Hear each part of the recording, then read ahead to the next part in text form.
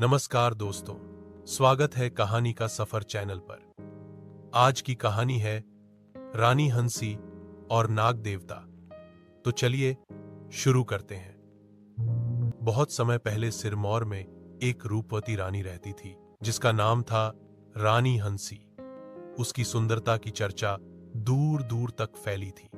पास के जंगल में रहने वाले नाग देवता ने रानी को देखा और उसके रूप पर मोहित हो गए। नाग देवता ने मानव रूप धारण कर महल में प्रवेश किया। देवी, मैं नाग देवता हूं, उन्होंने कहा। रानी चकित हुई। आप यहां क्यों आए हैं? तुम्हारी सुंदरता और भक्ति ने मुझे आकर्षित किया है, नाग बोले।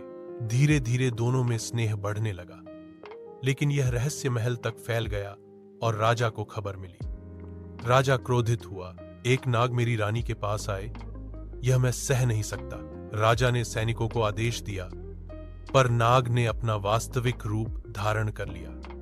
आकाश काला हो गया, बिजली गड़गड़ाने लगी और सैनिक भयभीत होकर भाग खड़े हुए। यह देखकर रानी हंसी रो पड़ी और बोली, हे देवता, प्रजा को कष्ट मत दीजिए। यदि मुझसे स्नेह है तो क्रोध शांत कर दीजिए। नाग देवता उसकी करुणा से पिघल गए। उन्होंने कहा, रानी, मैं चला जाऊंगा, पर आशीर्वाद देता हूं कि जब तक लोग मेरा स्मरण करेंगे यह भूमि समृद्ध रहेगी।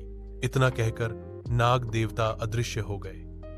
रानी की आंखों में आंसू थे, पर हृदय में शांति थी कि उसकी प्रजा सुरक्षित रही।